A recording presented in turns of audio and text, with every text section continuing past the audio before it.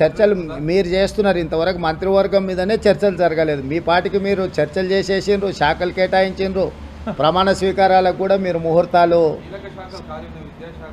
అవును, దానికి ఖాళీగా లేవు. అదే కదా మీ మీ మీ తప్పుడు వార్తల వల్ల ప్రజలు గందరగోళంలో ఉన్నారు. విద్యాశాఖకు నేనే మంత్రిని, నేనే ఫుల్ టైం మినిస్టర్ను.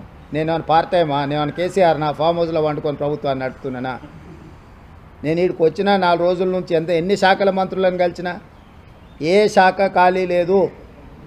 అన్ని శాఖలకు మంత్రులు ఉన్నారు. నా దగ్గర ఉన్న శాఖలకు నేను క్రియాశీలక మంత్రికి ఏమైనా పరీక్షలు నిర్వహించకుండా వదిలేసినామా? 10th క్లాస్ ఎగ్జామ్స్ నిర్వహించలేదా? ఇంటర్మీడియట్ ఎగ్జామ్స్ నిర్వహించలేదా? ఇంజనీరింగ్ ఎగ్జామ్స్ నిర్వహించలేదా? పరీక్షల ఫలితాలు విడుదల చేయలేదా? ఎక్కడైనా గతంలో జరిగినట్టు ఏమైనా లోపాలు జరిగినాయా?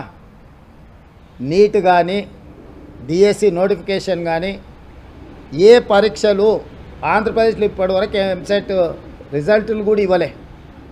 మేము ఆల్రెడీ ఫలితాలు ప్రకటించేసి భవిష్యత్ కార్యాచరణ కూడా స్పష్టంగా చెప్పినాము.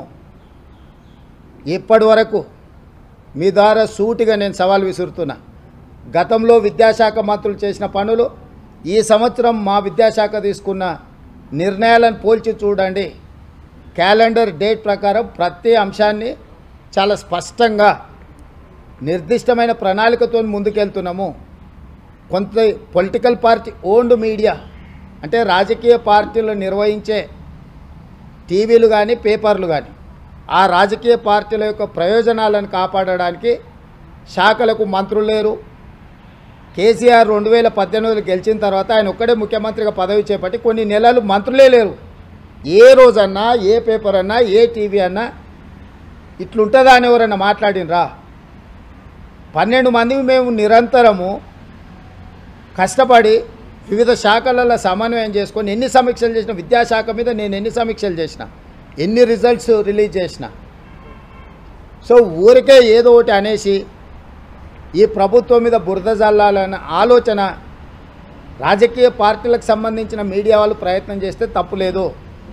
మిగతా మీడియా సంస్థలు కూడా అందులో పడి కొట్టుకుపోవడం సమంజసం కాదు.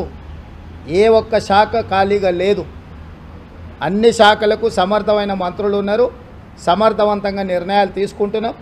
ఏ కార్యాచరణ కూడా వాయిదా పడలేదు.